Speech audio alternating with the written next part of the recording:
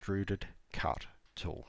If you click that, over here the instructions will say select a plane or a planar face or an edge on which to sketch the feature cross section. We're going to do it from the top here. We can sketch a rectangle,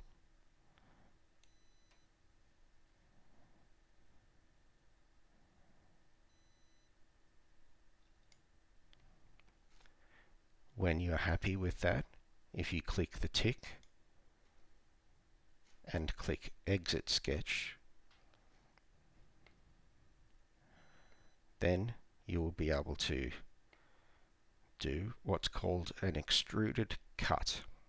Now this will allow you to cut all the way through the material if you want to, or you can choose to change the distance to cut or the depth to a smaller distance so that you have not cut through all of the material. When you click the tick,